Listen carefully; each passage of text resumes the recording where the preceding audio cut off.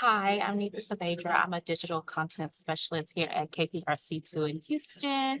And I recently did a story on Ozempic face, and it's basically we did a bigger story actually yesterday that aired at 10 p.m. about the Ozempic shortages. And so I did a story basically about some of the effects of Ozempic, and I talked to a local doctor here in Houston, a plastic surgeon, who talked about when someone loses a lot of weight at a in a fast pace of time, that sometimes they have a droopy skin, droopy face, and how they can avoid that.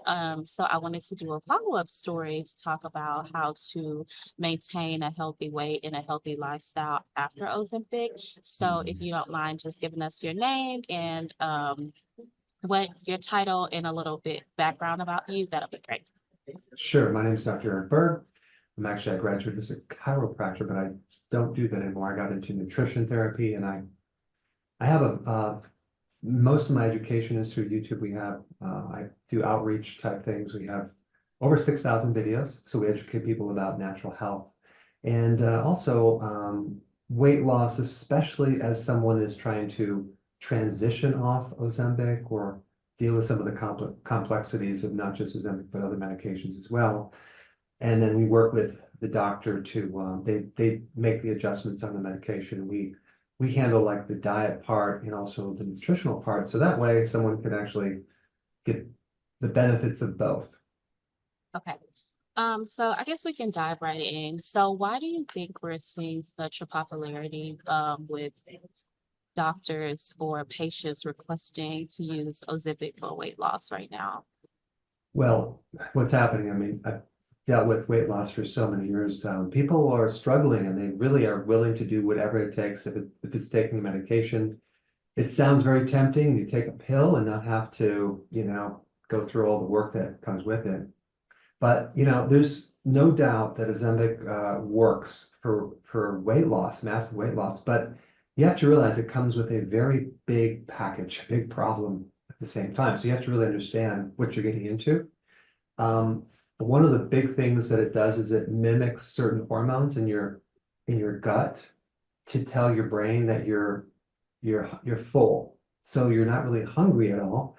And if you're not eating enough protein, especially, you can end up with weight loss, but also way more muscle loss.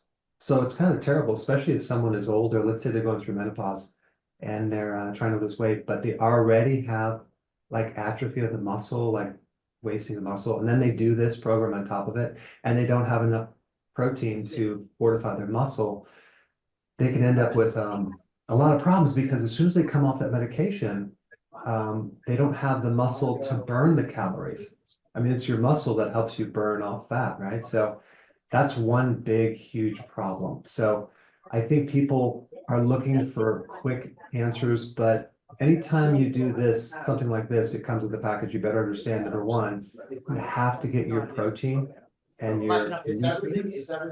And then also you have to realize that this is a lot of side effects for your stomach. You can have what's called gastroparesis, which is your stomach just doesn't, it's like paralysis of the stomach. It doesn't work very much anymore. So you get constipation and all sorts of problems with your GI tract. It doesn't come without issues, right? So you have to really understand it, and then also realize that there could be other things that you could do that maybe you didn't consider. But I will say that probably I see the biggest problem right now with people on this drug is that they're not able to consume enough protein to fortify the muscle. And so they end up losing in some cases, 50% of their muscles.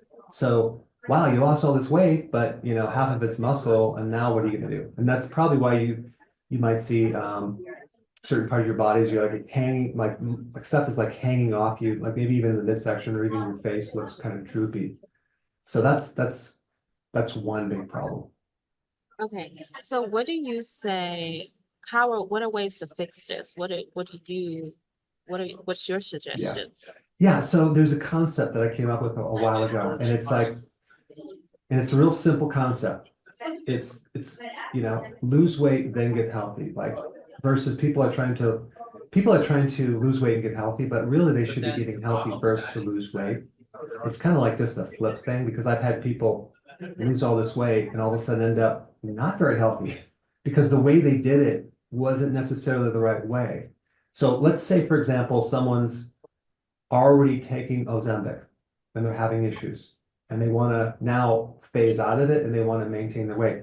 Um, I think the hallmark of why people like this drug is it gets rid of the appetite so that it makes it easier because trying to diet with hunger is like impossible. So if they were to go on a low carb diet, not eat so frequently, that's called intermittent fasting, then what'll happen is they can start switching over to fat burning and then your appetite goes away because between meals you're living off your fat. So I think a lot of people don't, if they haven't really tried like the ketogenic diet or a low fat, low carb diet yet, to know how powerful it is for your hunger. So that makes it easier.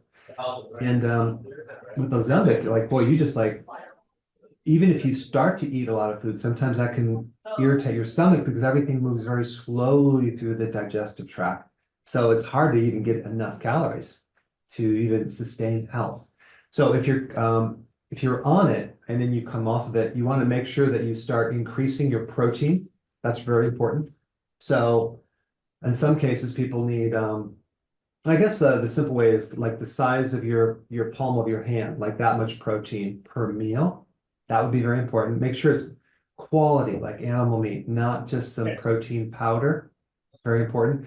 And then also, don't always go low fat because when you do lean protein, you don't have enough cholesterol as the raw material to build up, like some of the hormones like testosterone, estrogen that tanks as you get older. So, in other words, what we're trying to do is we're trying to support the very reason why you might have a loss of muscle in the first place, which could be menopausal or whatever. So this just kind of like, it's really important to know about the protein part. And then also, not necessarily getting rid of the raw material to build up those hormones. So that would be very, very important. And then exercise is another really thing. If you neglect that, it's the primary stimulus of muscle growth. So if you don't work these muscles, and then you just kind of shrink. And so I've known people who've done this drug for months and months, and they end up really in a pickle because the muscle is so weak that they don't look good, they don't feel good. Now they're like stuck between a rock and a hard place. So now, if someone is considering Ozempic and they're looking at the way the advantages and disadvantages, you may want to try the keto diet first with intermittent fasting because, even on my website, I have like over 7,000 success stories of people who've tried it. That's a lot of people who have benefited because now you're cutting down carbs and the body now is forced to burn fat. It's the healthier way of losing weight and you can have a less appetite. So if you haven't tried that, you should definitely get the details and you can easily test that out to see if that works because so many other diets that are a little bit too high in carbohydrate, they might end up losing some weight, but man, still have the hunger, and they're just so hungry that it makes it really hard to sustain. So the ketogenic diet is very, very sustainable, and you'll start burning fat, and you implement that with intermittent fasting. Okay, so I want to touch on the keto diet because we've done stories on it, and there are people who say like, "Oh, I've tried it, but overall it wasn't healthy for me." What is Yeah. your take on that, or what do you suggest? Are they doing it wrong? Is it a perfect way that you should do the keto diet? And also the same question with intermittent fasting. Yeah, great question because when no one really defined what the ketogenic diet is, right? They think it's a high fat diet and it's just you can eat whatever you want as long as it's high fat. Like, no, no, no. It's lower carbs and you're cutting the sugars and the refined grains and all that. But you can have whole food. You can have meat and eggs and fish and you can have vegetables. Like we're not cutting out that. You can have berries, but we're getting rid of all the junk food and things like that. So there's a healthy way to do the ketogenic diet.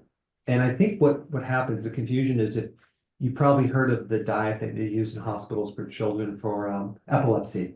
It's called the classical keto diet, where they're feeding these kids like powdered shakes and whipped cream, and I'm like, no one's gonna, that's not healthy. So just as there's junk food over here, there's also keto junk food, right? You see all these little packaged foods that if you read the ingredients, it's like, this is not keto.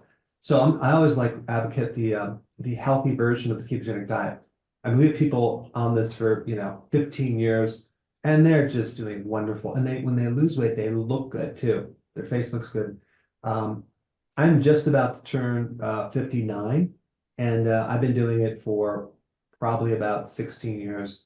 And you can do it long term. It's not unhealthy at all. It's extremely healthy for every single part of your body.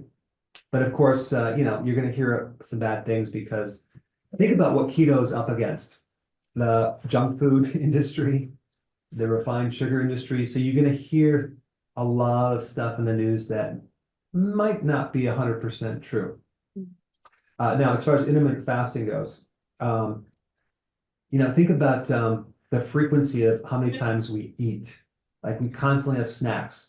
If you go to the grocery store, you will see complete aisles just on snacks. And we're trying to prevent hunger, but I think we're eating too much food. And there's some fascinating information. When I first heard about intermittent fasting, I didn't really think anything of it. I thought it was like a fad, but it's more important than even what you eat because our bodies were designed to go longer periods of time without having to eat. And when you do that, you cause your body to then switch over to burning your own fat fuel. And our bodies have like a thin person has 3 months of fat on their body to live. And I'm talking like 100,000 calories of fat. An overweight person could have literally way more than that. And I mean, there was one person who did fasting for a whole year and lost like, I don't know, 300 pounds. So I think our bodies were designed to go longer periods of time. And I think the problem is the availability of too much food just really messes you up. Because here's the thing, when you eat food, you trigger insulin. And then now all of a sudden now that's going to stimulate more hunger. So I recommend most people should do 2 meals a day, lunch and dinner, and not eat when they're not hungry because we're so accustomed to eating out of habit and social stuff. We have to eat because it's time to eat, right? But if you start cutting the carbs down, you eat less, then what happens? All of a sudden your hunger goes away, and now it's like, wow, this is good. So I don't have to eat all the time. And then you start losing weight, you start feeling better. So number one, it's totally safe. Number two, intermittent fasting is like will really help you get to your goal, especially if you combine it with the low carb. And I've worked with tens of thousands of people over the years to do this, even when I was in practice. Okay. And so do you recommend someone who's taking Ozempic to also try at the same time either the keto diet or intermittent fasting? Well, they're probably already on intermittent fasting because they're not hungry. But yes, because if you cut your calories down, you better have nutrient dense foods. You don't want to be doing like the refined foods or any foods or sugary foods or refined carbs when you're doing that because those create nutritional deficiencies. So you may lose weight, but boy, you're not going to look good as you lose weight. You're not good because you're going to, the key is having food that is rich in nutrients, nutrient dense foods. Well, that's keto. That's the healthy version of keto. And you're just not doing all the refined foods. So, and I know it's hard sometimes when you go to the grocery store to find these foods, but all you have to do is be able to get the basics on this. And wow, it can, whether you do Ozempic or not, if you added the keto, you would probably lose weight faster if you wanted to do that. But the reason why Ozempic works is because it helps your blood sugars. But if you're not consuming any sugar, then you won't even need that help. But you do have to realize this one really important point. Ozempic tricks your body to think that it's not hungry. It's a trick. It's not an actual thing. So now you get rid of all these perceptions for hunger, which is kind of important because we need certain nutrients that we might need. Just like an animal looking for protein, like trying to find protein. Our bodies, if you get rid of those perceptions, you better be eating your nutrients because you're not getting the signals. It's kind of like having, numbing your body to pain. And then, injuring yourself. Oh, I didn't hurt, so I can hurt myself again. It's the same type of thing. Okay. So how does working out come into play when you're on Ozempic? If you're not eating enough, wouldn't you feel a little like weak if you try to like work out? Because Yeah. I know if you work out and you're not getting protein or not eating, then how does that go into part? Because I know a lot of doctors say like, oh, you should work out if you want to avoid the flabby skin, etc. But from what I'm hearing, it seems like that may be a little problem. If you're on Ozempic, boy, if if you can't, if you're on Ozempic and you just can't get the calories you need as far as the protein, then you better figure that out, and maybe you're gonna have to come off the Ozempic, because the medic without that protein, you can't build muscle and you can't build biochemistry. I mean, like there's so many things are going to be deficient. So you're hitting on a really important point that's an unknown for people, because you start cutting down calories for a period of time. I've seen it too. People lose weight, but oh my gosh, they look sickly. Their hair's falling out. Their skin looks aged. So then what do you do? Do you go work out? You don't have the energy. So again, it's my whole philosophy is you get healthy to lose weight, not lose weight to get healthy. So the main question is this producing a healthy body? Not necessarily all the time. So you have to make sure that you have enough protein and also electrolytes too, like even enough salt. Like people need more salt than they think. One big interesting side effect of low salt is weakness in your muscles. So if you're trying to work out and you just feel so weak all the time, it could be just because you're not having enough salt electrolyte. So that's one really key thing that you have to take in consideration. Okay. Is there anything that I may have missed that you want to add or anything else you want to say? I think the biggest thing is, right now there's 55 lawsuits on Ozempic, 55 lawsuits. So it's kind of a new thing for people. Everyone's diving in head first. You may want to let other people be the experiment and just see what happens, because it's just like so many other things like this that people try and all of a sudden they find out, oh my gosh, it creates a lot of problems. Um, yes, there's benefits, but there's huge problems. And an ultimate solution is something that you do that doesn't give you a bigger problem. So that's, So I do have one more thing. I'm yeah. seeing, well, we're seeing a lot of younger people are taking Ozempic and, you know, like what they're saying, like I've tried keto, I tried intermittent fasting, I've tried everything and I've not lost weight. What do you say to them who are like, well, I'm taking this and this is what I'm just gonna do? Can you explain Yeah. like what would you Yeah. say to someone? Yeah, they're trying to solve a problem. Obviously, they need to lose weight, and maybe they plateaued. So I've dealt with these people. I've dealt with the worst case scenarios, and I have a huge advantage. I've been in practice for 30 years. So I've had people, and I'm not kidding, that would work out 6 hours a day. I'm not kidding, 6 hours a day, and they're still not losing weight. I've had people live on 500 calories a day and still not lose weight. How can that be? So what's happened is their body is being so efficient and it's holding on the fat. And many times it could be as simple as, wow, you know what? You're not sleeping. I've had one lady who for a whole year she went to the gym twice, 2 hours a day, and she lost like a pound, but she wasn't sleeping. So what we did is we fixed her sleeping, and guess what? I think within 6 weeks she lost 17 pounds. So I have videos on this on YouTube. You can search it out on how to figure out the like plateau. Is it sleeping? Is it your stress? That could be another huge factor. Stress can actually make you fat. Do you need to do longer fasts? Are you eating when you're not hungry? Like a lot of people are just even they need to do maybe one meal a day. And that's what they actually need.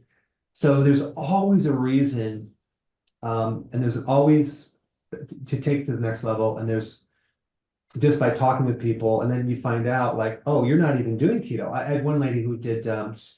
She says, no, I'm doing keto exactly like it says. So I said, what does your A1C say? Well, the A1C is a little bit higher. She goes, but I'm not eating any sugar. Well, through the week, just on the weekends. So, well, did you realize that A1C is an average of 3 months? And so if we add in those days, it's gonna really be a problem. All it takes is a small amount of the wrong food, the carb, to knock you out of ketosis or fat burning for a longer period of time. And this is what people don't know. Like every other day, they might be doing a half a glass of wine.